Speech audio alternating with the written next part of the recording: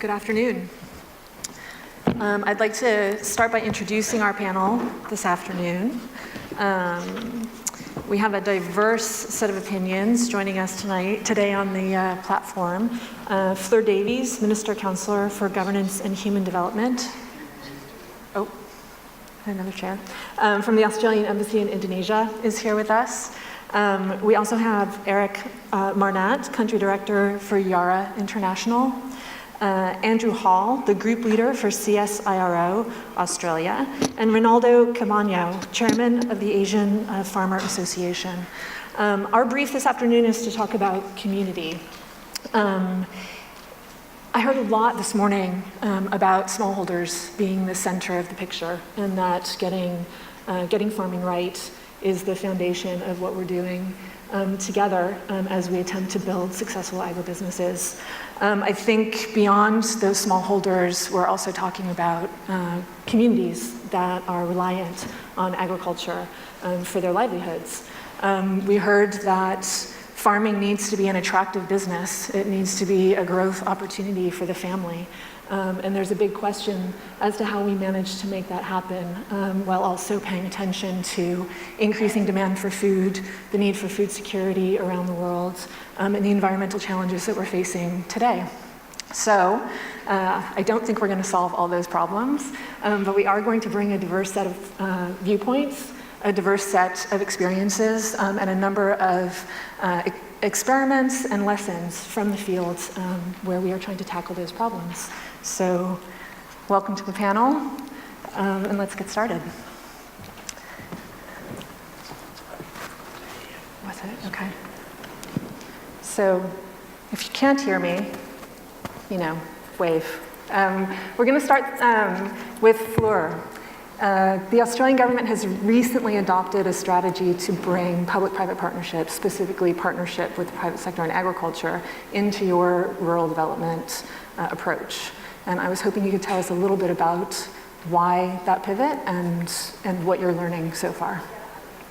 Thanks, Jennifer. And I guess I'm speaking today from the perspective of Australia's partnership with Indonesia in the field of rural development and agriculture. And I guess the broad point I'd want to make is how we see it is the key to supporting communities and broader economic growth is making markets work. And what we're seeing in the broader discussions, I think we've had this morning as well, is the huge opportunities there are globally and particularly in the Asia region in the growth in demand for food and agricultural products. And Indonesia and Australia are very well placed to take advantage of these new market opportunities. Indonesia already is a very big producer of agricultural products. The figures we looked at recently showed Indonesia's already exporting about double the value of the food products that it's importing, about $22 billion worth of exports versus $10 billion worth of imports. Australia is also, of course, a very big food and agricultural exporter, and we see a lot of potential value in working together with Indonesia. Some of that's through our broader trade partnership, through the negotiations we have underway at the moment on the Indonesia-Australia closer economic partnership arrangement, comprehensive economic partnership arrangement. But we're also looking through our development program specifically at how we can work with communities with poor farmers to help them become linked to the market and to increase their incomes. And we've got a program that we think is starting to show some real results, and that's our work builds on about 20 years of experience that we've had in working in Indonesia in agriculture. I think our past experience has showed us the hard way that it's not enough to have really good technical expertise, to have money available, to have good intentions. All of those things get you so far, but it's not going to necessarily lead to sustainable impact at scale unless you're really looking at how to connect communities to markets.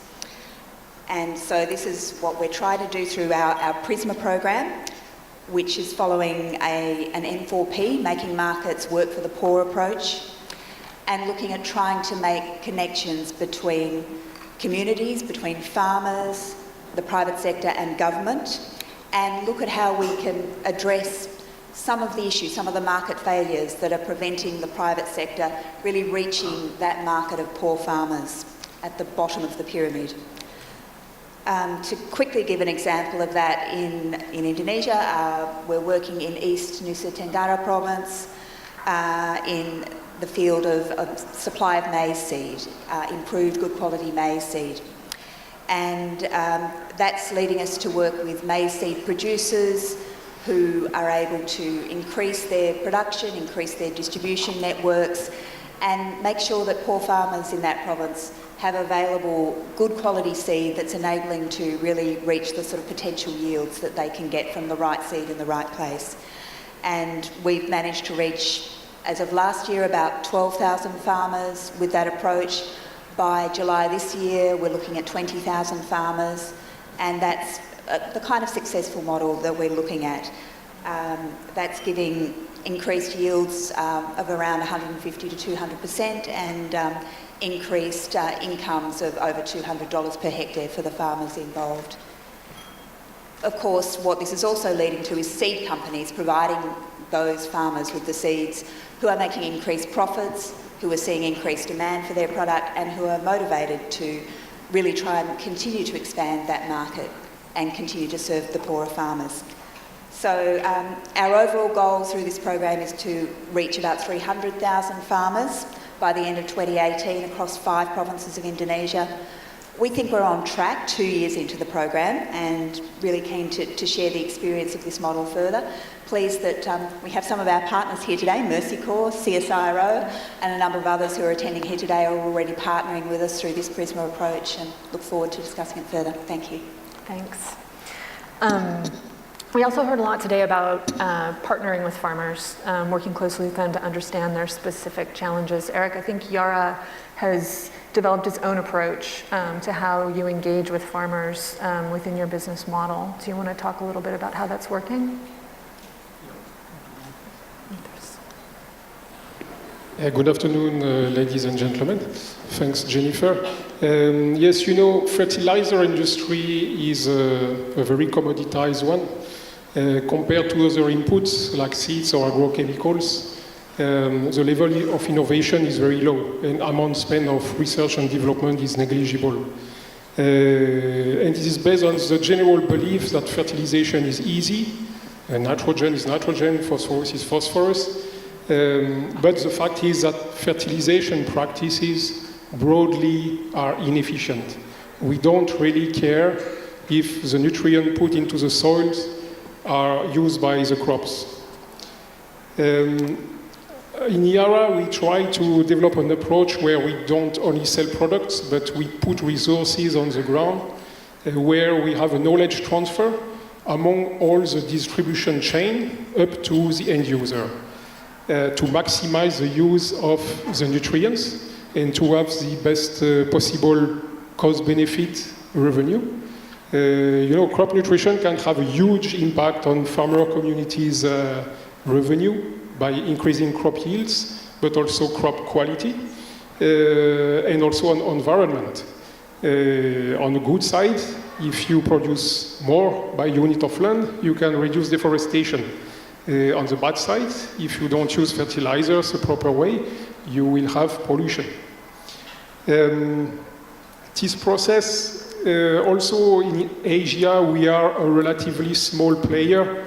Today we estimate we have as our customers around 4 million smallholder farmers, including 300 to 400,000 in Indonesia. But the interesting fact is this process is a shared learning. It's not only a one-direction teaching. By getting involved into the farmers' pains and gains, we discover that sometimes the solution that is ideal in theory, in a research center, for example, will actually not be the best for the farmer in real world. Yara used to develop fantastic programs in research center with fantastic yields. But when you take into account that the crops are grown by a farmer, then you shift your mind. And then you have to learn about social constraints and very complex interaction of constraints that actually you need to adapt your solution to the farmer pains and gains. So this is both ways. Getting into that process, you learn also from the farmers and you adapt yourself. I think that's a very important thing to highlight. Yeah, thank you. That kind of brings me to the question that, Andy, I wanted to ask you.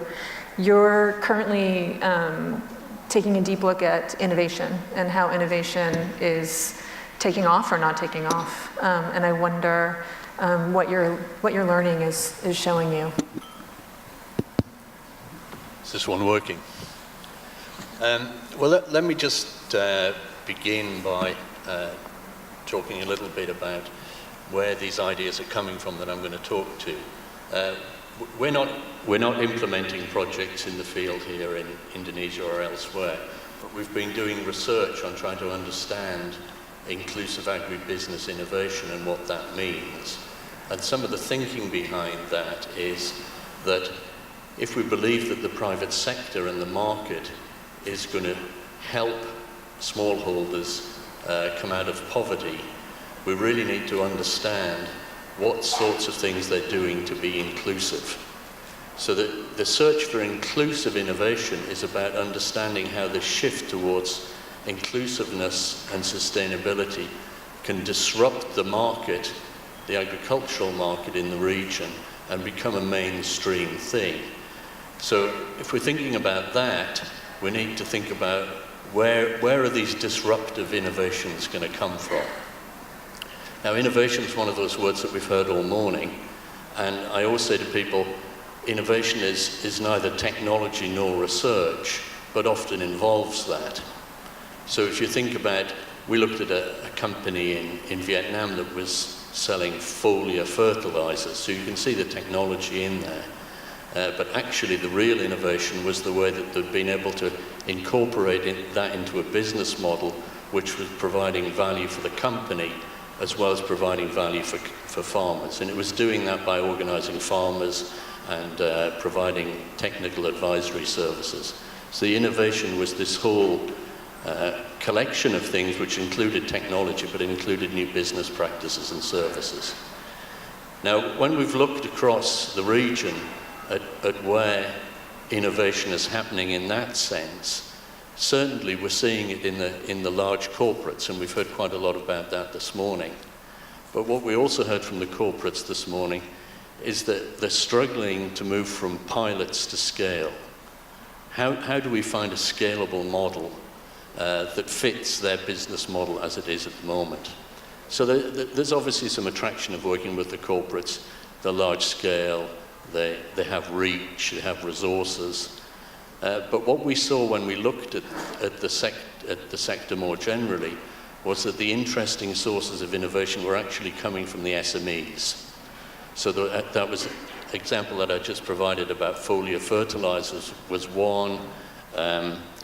We've seen companies that are setting up, trying to do produce collection centers and connecting farmers to information about the market so they can do forecasting for supermarkets. And there's a whole range of these. And they're often set up by established business people who then come back and say, actually, we want to give something back and set up a business model that's both for profit and for farmers. Now, the interesting thing, I think, is that while the SMEs have a real opportunity to drive this sort of disruptive innovation that we've been talking about, SMEs suffer from all the problems that SMEs all around the world suffer from. So they suffer from lack of investment, it's difficult to get investment capital, they have weak links to science and technology, and as we just heard in this example, universities and research institutes have got a lot of technology, but how do you get it out and how do you adapt it? They're often poorly networked, often they have low capacity and certain sorts of business skills.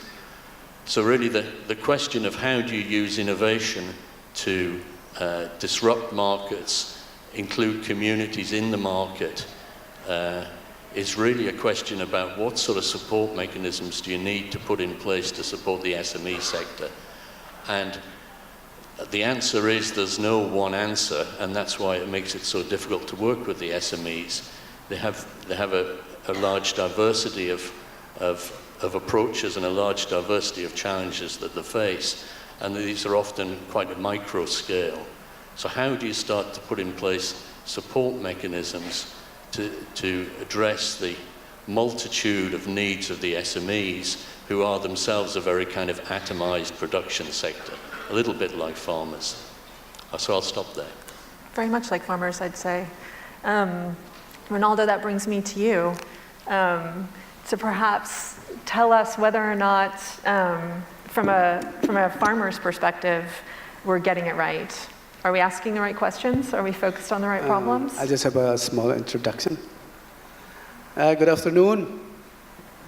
I guess the tagline, "It's you they're talking about," applies to me and at least my other partner who's still in the crowd.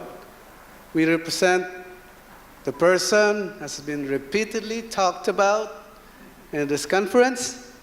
I am the incumbent president of the Asian Farmers Regional Network. We are based in the Philippines.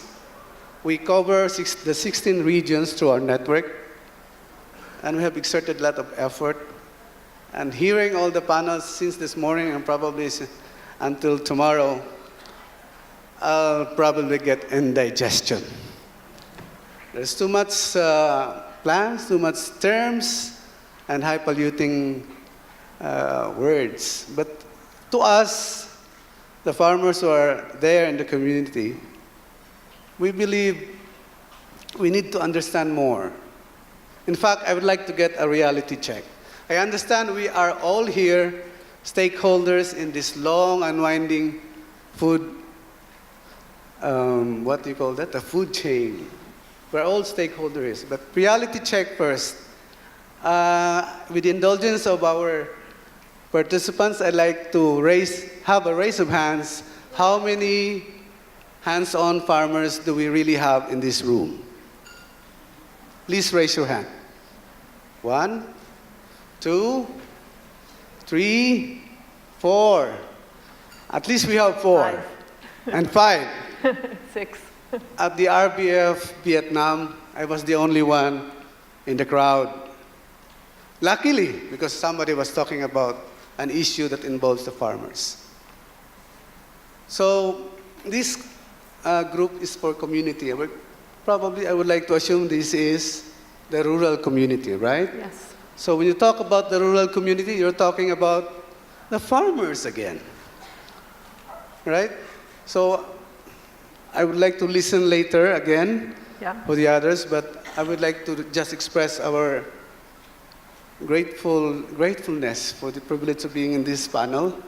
And when there are questions, I will readily answer them. Thank you. Thank you.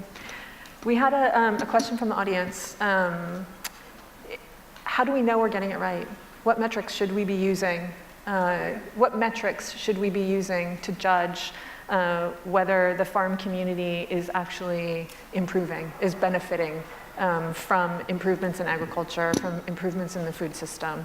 What in our experience in the Philippines, sometimes we make it a joke. You go to the Bureau of Statistics, but those figures you have to question again. But the main thing that we measure, we're trying to do empowerment, and we organize our farmers to be able to understand many of the complex issues. We invite them to meetings, and then we explain to them. Then we don't really get the statistics by ourselves.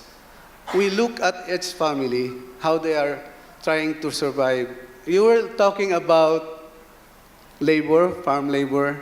These are not actually, in the Philippine experience at least, these are not separate people. Sometimes, after we raise our crops and it's a period, there's a gap in the weeding cycle, we go to the other farm, or even across another town, to work as farm labor. So some of us, like, we call that in the Philippines the habal-habal. So when there's a gap in the farm activities, there's motorcycles. We use them to get extra income. Some are carpenters, some are fishermen also, while also farmers. So it's a dynamic struggle for survival for the small farmers. Yeah. Fleur, how would you tackle that question? How do you know if your programming is actually having a positive effect for the rural communities that you're working with? Yeah, I think it's a really good question. And I was talking before about the sort of income increases and yield increases, increased profits for the private sector companies that are involved. Those kinds of quantitative measures that you can put a cash value on are an important part of the story, and I think they are an important part of the story because they mean that there is a really sustainable economic benefit, that there is an opportunity for private sector companies, there's an opportunity for farmers that they can really see the benefit there, and that we can see as an aid donor that the money we're providing is worth the returns that are coming back. But there is much more to it than that, and we're really investing in our monitoring and evaluation system to look at some of the more qualitative things. For example, the ways that women's roles in the farming system are changing. Does it increase the amount of hours that women are spending?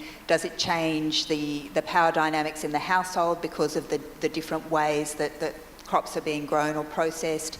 So I think the quantitative measures are really important, but also understanding, and I guess as a donor we have the sort of luxury of investing in some of these things to look at, are these models actually having the sorts of positive impacts on communities that we're looking for as well? Yeah, thank you. Eric, from a business point of view, do you see a value addition from the work that you do to build the knowledge base of the farmers that you do business with? Clearly, yes. I mean, we as company, we are not an NGO, right? Yeah. So this knowledge transfer that we do, we expect a counterpart, and this is quite simple. If we create some value, we expect to capture part of this value back.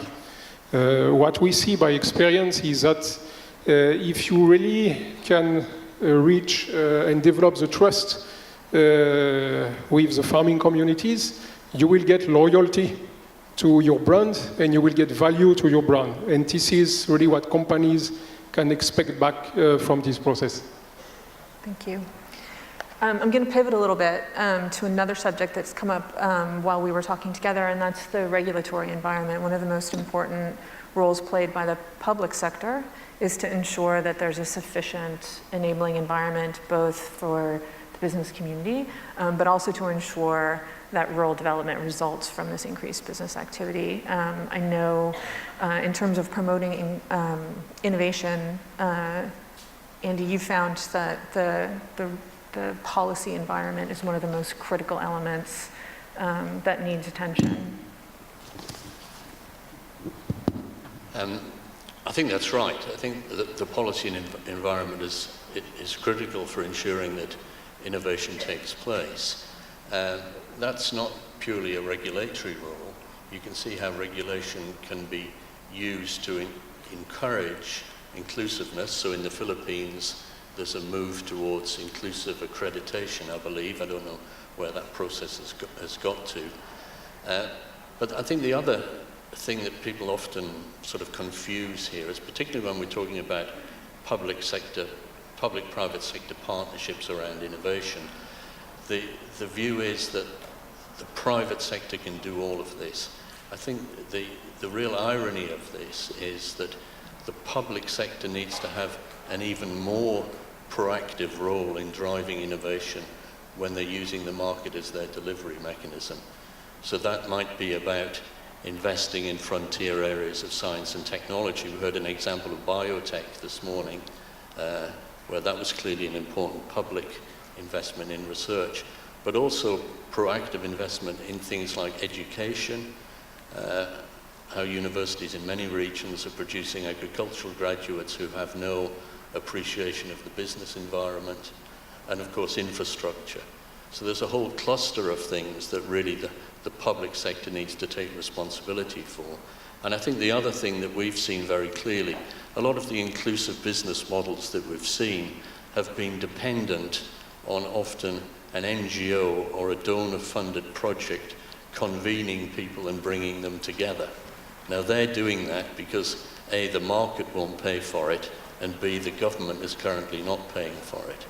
So there's clearly a role for public policy in organising these convening mechanisms. And I'm not talking about convening mechanisms at the level of, let's say, PISAGRO, which is playing an important role, but often at a more micro level, where there just simply isn't organisations who can do that, bringing people together. Yeah. Reynaldo, you also felt that policy was a critical issue for supporting smallholder communities in the face of, can you not hear? You also felt that policy was an important issue for smallholders in terms of the challenges that they're facing trying to engage with the global market. Thank you. Actually, I took some notes from the previous groups, and I was looking at conflicts in the agenda as we try to develop our rural areas. Like, there's a challenge to boost grain production. But the problem is some plantation crops are already encroaching areas for grains. I'd like to take in particular, pardon me if it doesn't go with them, in Mindanao, palm oil is encroaching areas slated for corn. So it becomes a challenge for the corn sector to make corn farming more productive, but I think the proper term is not more productive, more equitable, because sometimes we have no problem with technology. The technology is very good, but when it comes to the farm gate price, we don't get the cost even sometimes lower than your own production cost. It goes to the middleman, it goes to the integrators before it goes to the end users. So in terms of policy like that, like plantation crops are encroaching, LGUs, because in the Philippines we have local government units, like they have an autonomy. They have policies that are against the development of agriculture, especially the use of modern technology. I'd like to be specific. We have local government units in the Philippines who ban transgenic crops. And we, the farmers who have been using it, believe it can really help us boost production. But they are having legislations that ban it. Like, we're looking at the national agrarian reform. It's a very good project of our government, but since our technology now requires efficiency in volume, so like for example, if you have one tractor, you need at least 45 to 50 hectares to be efficient in utilizing your tractor. But our average ownership is 1 to 3 hectares. So sometimes there is incompatibility in the use of technology, in the use of machineries. We're trying to make some interventions in the Philippines, like we have cooperatives. But when you deal with more people, it becomes more complicated. And our culture, usually, we try to focus, especially the marginalized farmers, they focus more on their farms. And you don't even have time to attend the meetings. You just go there just to attend, and they don't really understand many of the issues. So there's a big challenge to really make it more participative, at least in the experience that we had. Yeah. You know, just jumping off of that point of making it more participatory, I know in our work we find that we can function as a convener to create the space for that participation, but we work on a program cycle. So are we seeing new types of relationships or new types of structures emerging from our work that would create a platform for that kind of face-to-face participation on the ground that we can learn from? Yes, in the experience of the Asian Farmers Regional Network, since we are now presently focused on advocacy for policies, we have developed like a platform which consists of, since the Philippines is composed of 3 island groups, Luzon, Visayas, and Mindanao. Now, we convene the Mindanao group, we convene the Visayas group and the Luzon group, and they come up with policy directions. We discuss issues, then we recommend the policies that we want the government to implement for the benefit of the farmers, coming from the farmers themselves. Yeah. So we have established that platform for the past 2 years with the support of the Department of Agriculture and some industry stakeholders. So we have a feedback mechanism that really comes from the grassroots. Yeah. Eric, this must be a challenge also from your point of view to ensure that the critical actors are together solving problems jointly, rather than one company trying to pull all the solutions together. Have you experienced in Indonesia where you're seeing those partnerships form? Either, yeah? Yes, Jennifer. I think, okay, of course, scaling up and finding the right interlocutors is everyone's concern. We have heard many times in these sessions how to reach a sufficient number of farmers. And I don't think, from my side, I won't have any a proper answer to give today. But I think also that we very often forget something when we address these issues or increasing productivity, profitability of farmers. Whatever structure we put in place, we won't move if we don't solve one very important thing, which is the risk factor what the farmers are facing. I give you example for Indonesia. A chili farmer doesn't know if he's going to sell his product 8,000 per kilo or 80,000 per kilo. The cabbage farmer doesn't know if he's going to sell his cabbage 0, means scrapped away, or 2,000 per kilo. How do you want these farmers to invest in technologies and take risks as long as they don't have any minimum guarantee on being paid on their products? So we have, I think, more needs on structuring the value chain than structuring the farmers themselves. We have to think about structuring the value chain first, and the farmers, I think, will structure by themselves as a consequence. Yeah. Go ahead.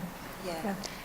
Yeah, definitely. I think it is really going back to the farmer level, going back to the community level, and really understanding the issues that they're facing. I think governments or aid projects can set targets about how we must increase production by a certain amount, but it's not going to work unless we understand the real issues from the farmer point of view that are preventing production reaching the potential growth levels, that maybe farmers would like to make different choices about what they grow in a particular area. Maybe they are concerned about these kinds of risks in terms of the price they might receive.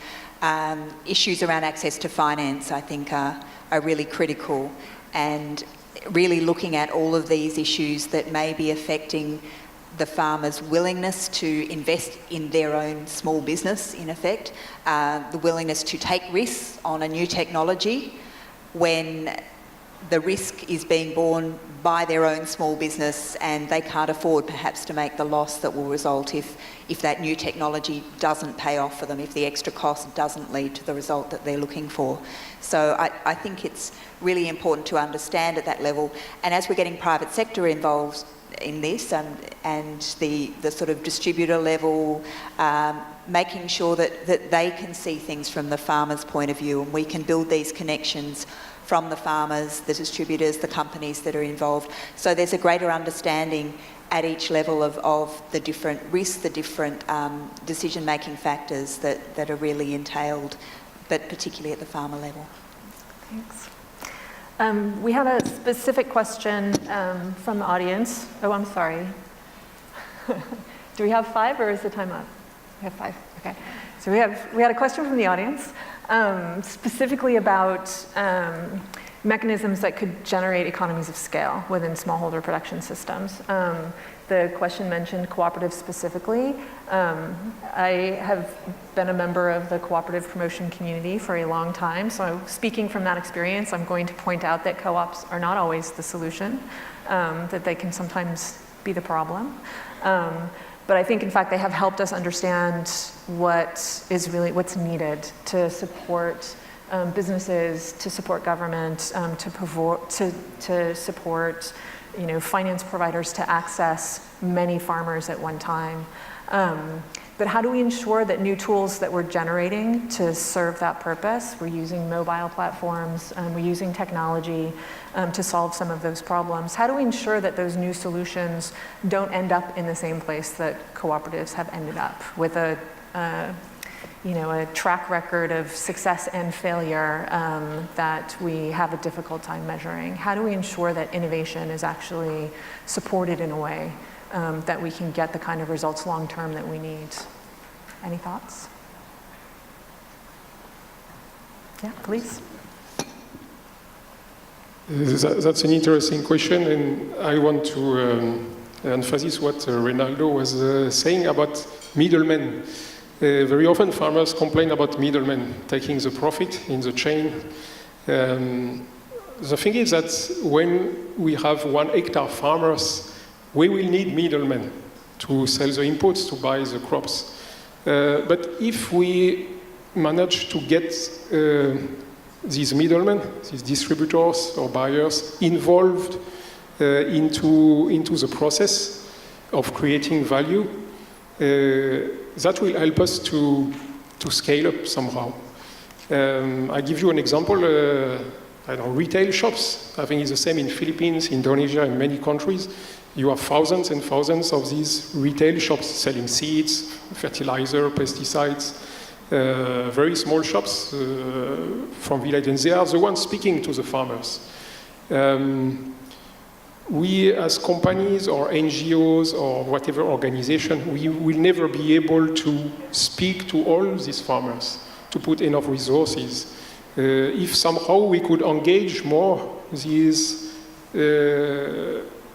people into helping the farming communities to lift up the technologies and the value chain, that would be a fantastic way. You transform people which you consider as taking profit into people creating value.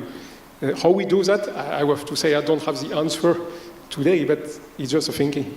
Thank you very much. Actually, we also have initiatives on that in the Philippines in some areas. Like we have successful cooperatives who are actually integrators already of the farmers' produce, of their members. But these success stories has to be replicated. And replication is a big challenge because in every region there's a certain culture. So it depends if, while the concept is clear, the concept is good, it takes leaders to really focus on that and follow the sample, the example that has been established. Yeah, thanks. Yeah. I think we're running out of time. I'm not entirely sure. But I think we'll let you have the last word and we'll wrap up there. And I would like to thank each of you for your contribution. I don't think we actually solved a lot of problems, but I do think we raised a lot of the critical issues that we're all trying to tackle in the fields to support smallholder farmers and farmer communities to meet the business community halfway and be involved in finding solutions as opposed to just being the focus of problem solving. So thank you.